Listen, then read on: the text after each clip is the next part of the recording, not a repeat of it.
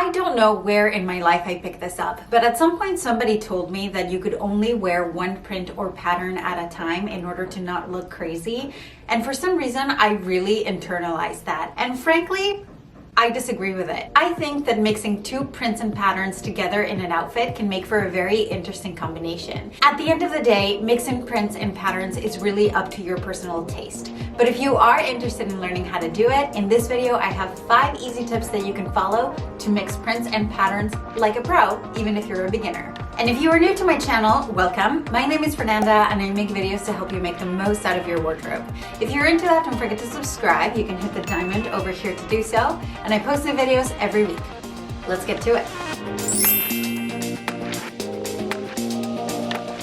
The easiest way to get started mixing prints and patterns is to select 2 items that have the exact same print, but in inverted colors. For example, in this case, I have polka dots, but I have white on black and black on white. And this is something that is very common already in fashion in certain dresses, but particularly in something like swimsuits. It was super popular in the 60s, so it makes for a very mod style look. And this technique works very well not only with polka dots, but also works very well with stripes. For example, in this outfit, this woman is wearing inverted gray colored stripes, both on the top and the bottom, so that her whole outfit still looks like a set, but there's still some interesting point of difference between the 2 pieces.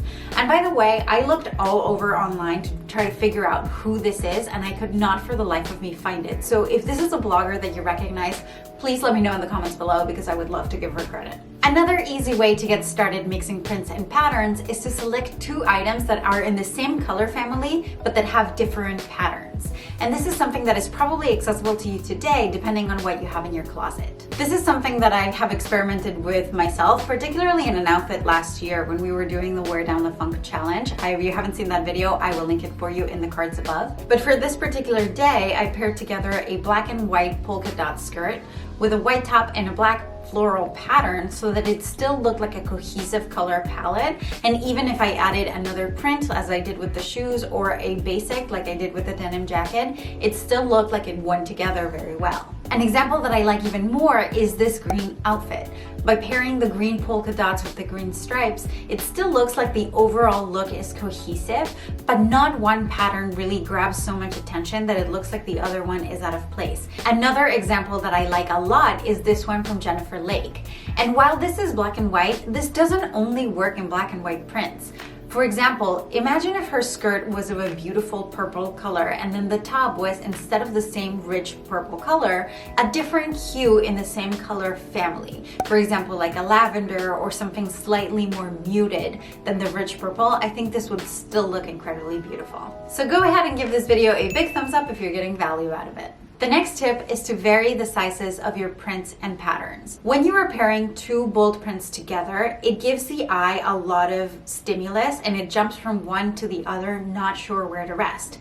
But when you pair a bold print with something smaller, then it gives the eye a place to relax and it can appreciate the overall outfit or the overall combination a lot better as opposed to just appreciating the individual elements on their own and toggling back and forth. Let me show you a few examples. Here, Georgette is combining 2 items with the exact same pattern in inverted colors, like we talked about in the first point, but she is also combining different sizes. And what this does is that it allows one of the items to be more of a statement piece than the other one, and then you can start adding color, or in the case of her shoes, she even has a 3rd pattern in her shoes that doesn't distract from the rest of the outfit because it's so well balanced both in size and in proportions. A print that works great for this is gingham, because gingham can look very small and overall just gives you the example of a color as opposed to just giving you a very bold statement of a pattern. So it pairs very well with bolder patterns like florals or paisley or something like that. For example, here, if you were to put the 2 of them together, from very far away, the outfit will look very balanced because you wouldn't be able to appreciate one of the prints until you get up close and realize that the yellow one is gingham, which is why it's super common to see this one mixed with other prints. Here is another very good example. And the thing with leopard is that a lot of people actually consider it a neutral. I think I'm not at that point yet, but I'm getting close to it. But the thing is that you really have to keep in mind when using a leopard, what size is that print? Because if you're using something that has small leopard print, then you want to pair it with something a little more bold so that it brings out that balance that we were talking about earlier.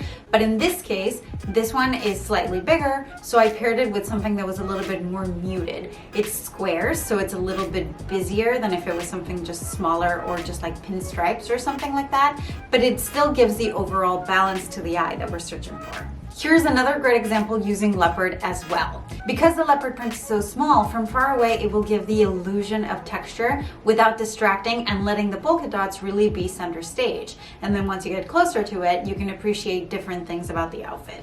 This is something that I personally really like about mixing different prints and patterns, is that when you look at the overall outfit from very far away, you can appreciate one thing, and then when you step closely, what you appreciate is completely different. You can start noticing textures, different colors that perhaps you hadn't noticed in the pattern, and how those play well with others in the second pattern. So I really like this. It makes for a very interesting outfit that gives you a lot to look at. Let me know in the comments below, do you consider leopard a neutral or a pattern? The next tip is, if you're going to be mixing and matching more than 2 patterns, then pick one dominant color that is present in all of them. And here I have a great example from Amy Sung. She is wearing a skirt, a top, and a blazer in 3 different prints, but they go very well together because they all have white on them.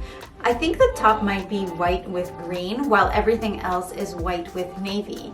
And it ties the look together very well, regardless of whether she's wearing bold stripes, small stripes, squares, or whatever it is, because the overall color palette of the outfit ties really well together, also with her shoes. And another example that I really like is this one from Durabeth San Diego. And what I really like about hers is that if you look closely, she is also wearing 3 prints, but they all have black in common. And by adding the black bag and the very dark black sunglasses, then she brings in the black of the shirt, the black of the polka dots, and the black that is in the leopard print in her shoes, that it ties together very nicely. And this is also a very great example of balancing different sizes, because if you look closely, you'll notice that the polka dots are really bold, and those are her big print, while her stripes are kind of like a medium print, and then the leopard print on her shoes are a small print. So overall, the outfit is very well balanced. And lastly, we have my favorite example, which is to pick a color to highlight in one of your patterns that is not the dominant color. This works very well in items that have bold patterns like paisley or florals or things like that. So here I am just going to use this mock pattern. Upon first glance, what we can see is that it has some blue, some tan, maybe even some orange. But then if you zoom in and you look very, very closely, you'll notice that there's these hints of a dusty red all around the pattern. And it's not super obvious at first glance, but that is the color that I am going to pick to highlight on my next item. So in this case, because these are items that I don't actually own, I just made a fabric myself based on that same color with a different pattern that is not as busy as the original one. And together you can see that they complement each other very well, because the red pattern that I just created draws out those stones in the original pattern that I had. And for this one, I found a fantastic example from Sydney Summer. She is wearing a skirt that upon first glance has a lot going on. It has some orange, some magenta, white, navy, some red, and there's a lot going on in the skirt. But what she matched beautifully is that she picked a non-dominant color in the complement to the overall look of the skirt. Think about it this way. The overall skirt has a lot of warm tones. It has magenta, it has orange, and it has red. And by picking the non-dominant color, aka the navy, and bringing that to her top, she brought a lot of balance to the overall look of the outfit. That's not to say that the skirt wouldn't have worked with another orange or a fuchsia pattern or anything like that. It's just that she chose to bring in a lot of balance by highlighting the non-dominant color and making it work wonders. I bet you that if she passed you down the street, you wouldn't notice that she's wearing 2 patterns at once, because it doesn't stand out. It just worked together very well. And by the way, if you're listening to me right now and you're like, complimentary, warm color, what, huh? Then I will leave for you, linked in the description box and as well as in the cards, the intro to color theory video that went up last week. I highly recommend you watch it because it can be so helpful in fashion, and it's something that not a lot of us learn. If you've made it all the way to this point in the video and you're still not 100% sure of how you can implement this, this is the best advice I can give you.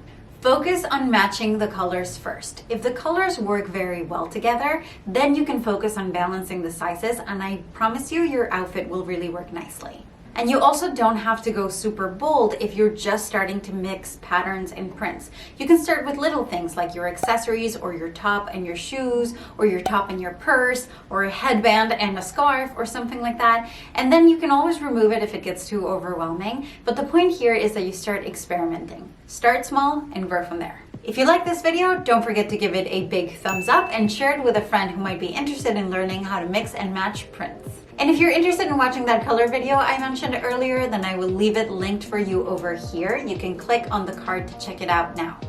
And as usual, thank you so much for watching, and I will see you next Thursday at 11 a.m. Eastern. Bye.